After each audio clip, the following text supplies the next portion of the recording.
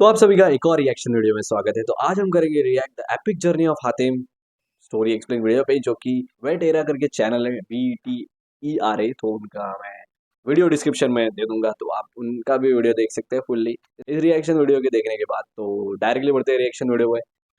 In 3 2 1 let's go. दोस्तों, बचपन के हमारे दिन कितने बेहतरीन होते थे, जहाँ ना यस, एंड्रॉयड मोबाइल, ना इंटरनेट और ना ही कोई बराबर। OTT ऐप्स होते थे।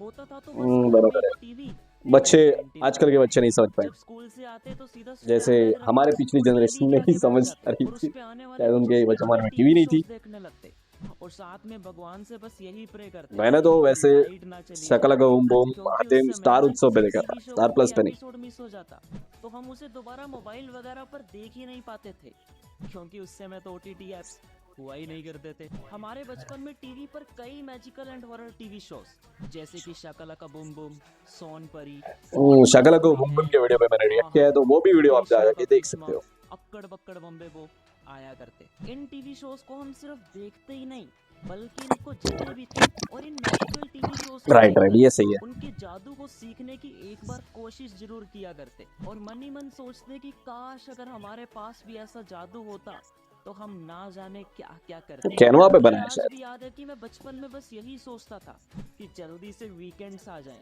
क्योंकि उस समय हमारा फेवरेट हातिम हातिम का भी टीवी मैंने सीरियल को लास्ट स्टार प्लस एपिसोड पर सिर्फ नहीं देखा था, संडे को ही जो दिखाया कि मैंने जाता था। यूट्यूब पे जाके ही देखा है। हातिम एक फैंटेसी एंड एडवेंचर से काफी भरा टीवी शो था। हम उतना तो इसे नहीं भी स्टार जॉच प्लस पर करते थे, ओनली जो भी वीकेंड्स एपिसोड पर आते ही थे वैसे टेलीकास्ट देखते थे। किया जाता था। शायद ये टीवी शो सीरियल वाइज भी नहीं 6 आते थे एपिसोड दिसंबर तो। 2003 को स्टार्ट हुआ एंड 12 ओके। दिसंबर 2004 को एंड भी हो गया, और इस सीरीज के सिर्फ 47 एपिसोड ही थे।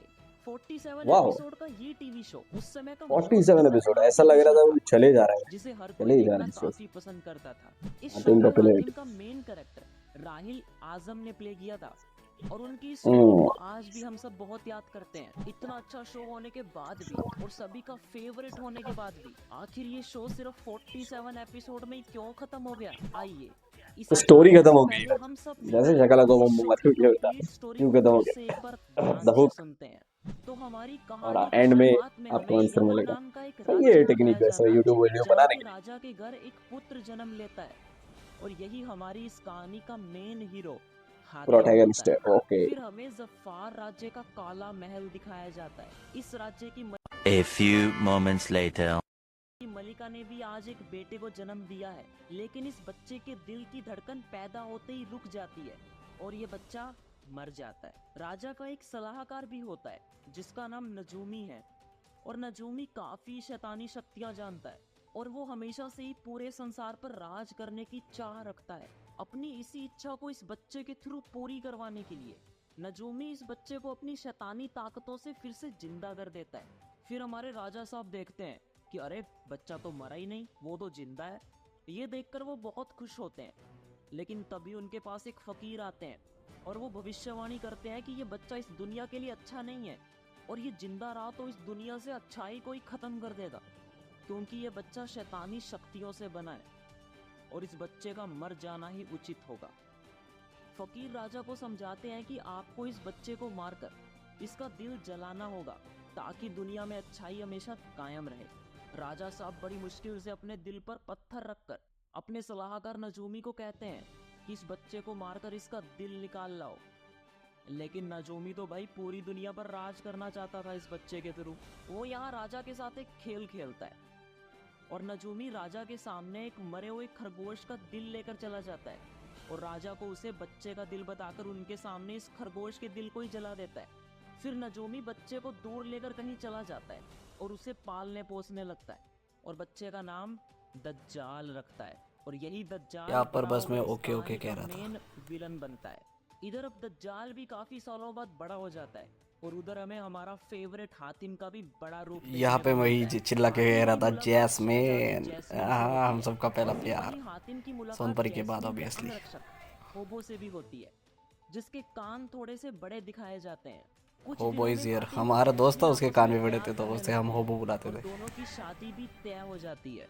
यहाँ अब नजूमी दज्जाल को उसके असली मम्मा पापा से मिलवाने महल ले जाता है, और दज्जाल उन दोनों की बड़ी बेरहमी से जान ले लेता है। दज्जाल अब बड़ा होकर बुराई के रास्ते चलना स्टार्ट हो जाता है, दज्जाल को अब ये पता चलता है कि अगर उसे पूरी दुनिया पर राज करना है ना, तो उसे एक नेक दिल और अच्छाई के रास्ते पर चलने वाली लड़की से शादी तो मैं करनी यहाँ सिर्फ होगी। स्पेकुलेशन लगा रहा था कि आप वो उससे जैस्मिन है क्या। जबरदस्ती इस शादी को करना होगा, यानी दज्जाल उसके साथ शादी के लिए कोई जोर जबरदस्ती नहीं कर सकता है। कुछ समय बाद दज्जाल को ऐसी लड़की मिल जाती है जो कि राजकुमारी है और इसका नाम सुनैना है। तो इस दज्जाल पॉइंट पे उसके मुझे पास थोड़ा थोड़ा शादी याद आ रहा था प्रपोजल कि लेकर शायद जाता सुनैना है, उसकी लेकिन सुनैना दोस्त उसे की साफ बीवी मना बनने कर वाली देती होती है। तो और यहाँ दज्जाल गुस्से में आकर सुनैना के भाई सूरज को पत्थर का बना देता है और वो सुनैना को 7 महीनों का टाइम देता है। अगर वो 7 महीनों में अपनी मर्जी से दज्जाल से शादी नहीं करेगी तो उसका भाई हमेशा के लिए पत्थर का ही बना रह जाएगा, यानी वो कभी भी इंसान नहीं बन पाएगा। लेकिन सुनैना यहाँ किसी और राजकुमार से प्यार करती है और उसी से शादी करना चाहती है। सुनैना सारी बात उस राजकुमार को बताती है। वो राजकुमार इसका सॉल्यूशन निकालने के लिए हातिम के पास चला जाता है, क्योंकि हातिम के बहादुरी के चर्चे उस समय हर कोई करता था और हातिम उनकी सारी बातें सुनकर उनकी मदद के लिए तैयार हो जाता है। हातिम को एक जादूगर बताता है कि सुनैना के भाई सूरज को ठीक करने का बस एक ही तरीका है कि तुमको एक रास्ता तय करना होगा और तुम्हें 7 सवालों के जवाब ढूंढने होंगे। यहाँ हातिम की शादी जैस्मिन से हो रही होती है, लेकिन वो शादी को बीच में ही छोड़कर इन 7 सवालों का जवाब ढूंढने के लिए एक रोमांचक सफर पर निकल पड़ता है। जाते समय हातिम शहजादी जैस्मिन से वादा करता है कि वो सब ठीक करके जल्द ही उसके पास वापिस आ जाएगा। जैस्मिन यहाँ हातिम के साथ अपने अंगरक्षक होबो को भी साथ भेज देती है और हातिम का हमेशा ध्यान रखने का उसे हुक्म देती है। होबो और हातिम अब घोड़े पर सवार होकर अपनी यात्रा पर निकल पड़ते हैं। हातिम अपने साथ अपनी स्पेशल पावर वाली तलवार भी लेकर जाता है। स्टार्टिंग के दिनों में तो होबो हमेशा हातिम को वापिस घर चलो बस यही कहता रहता है, लेकिन कुछ दिनों बाद होबो एंड हातिम की काफी अच्छी दोस्ती हो जाती है और वो दोनों 7 सवालों का जवाब ढूंढने के दौरान काफी खतरनाक राक्षसों से लड़ाई भी करते हैं, यानी उनकी यात्रा काफी मजेदार होती है। आप अब आराम से स्क्रीन को पॉज करके उन सब 7 सवालों को ओके, यहाँ पर मैं सब 7 सवालों के जवाब देख रहा हूँ। एक बार देखा है, बार बार देखने की हवस है। नेकी कर दरिया में डाल, जैसी करनी वैसी भरनी। बोलते पहाड़ खोनीदा की खबर ला, सच कहने में ही राहत है। मुर्गाबी के अंडे समान मोती का राज क्या है?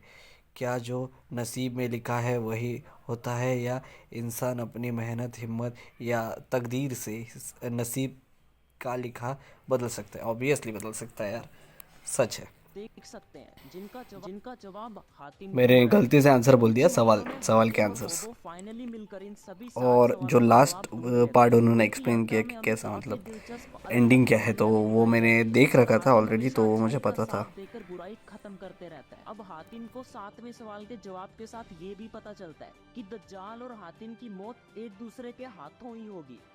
हातिम दज्जाल को खत्म करने के लिए खुद भी मरने को तैयार हो जाता है। एंडिंग शायद मैंने टीवी पर भी देख रखी थी, लेकिन दज्जाल सारे की सवाल लड़ाई एक्चुअली जाती उसके है सारे और एडवेंचर्स वाले लड़ाई के एपिसोड समय दोनों ही में से हारते कुछ हैं। एपिसोड्स मैंने मिस कर दिए थे हातिम शायद। अच्छाई का साथ दिया होता है, इसलिए हातिम फरिश्तों की मदद से वापस जिंदा हो जाता है और यहाँ सुनैना का भाई भी पत्थर से वापस इंसान बन जाता है और सुनैना अपने राजकुमार के साथ खुशी खुशी रहने लगती है। हातिम होबो के साथ वापस अपने महल लौट जाता है और हातिम की शादी भी जैस्मिन के साथ हो जाती है। तो इस तरह 47 एपिसोड में ये प्यारी यहाँ पे मैं नाइस बोल रहा हूँ। खत्म होती है। उस समय ये टीवी सीरियल बहुत पॉपुलर था। सॉरी, ज़रा कंस्ट्रक्शन की वॉइस इग्नोर कर देना। और ये मैं बता रहा था कि स्टार उत्सव पे ही मैंने देखी है, इसका रीवॉच वर्जन ही देखा है मैंने। बाकी सभी शो से काफी अच्छे हुआ करते थे और इस शो का बजट भी काफी हाई था। स्टोरी लाइन के खत्म होने से इस टीवी शो को 1 साल बाद यानी 12 नवंबर 2004 में बंद कर दिया गया। इस शो के इतने पॉपुलर होने की वजह से इसका रीटेलीकास्ट हंगामा, डिज्नी, स्टार उत्सव जैसे टीवी चैनल्स पर भी किया गया। कुछ सालों पहले इस शो का रीमेक लाइफ ओके पर टेलीकास्ट किया गया विद न्यू स्टार कास्ट, लेकिन वो इतना पॉपुलर नहीं हो पाया। वो कहते हैं ना कि ओल्ड इज गोल्ड। तो दोस्तों, आपको आज की ये वीडियो और हातिम शो की कहानी कैसी लगी हमें कमेंट सेक्शन में जरूर बताइए। मिलते हैं नेक्स्ट वीडियो में एक नई कहानी के साथ, तब तक के लिए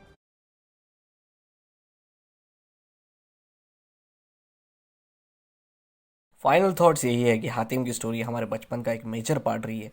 तो उसका तो इम्पैक्ट वाकई बहुत है ज़िंदगी पे।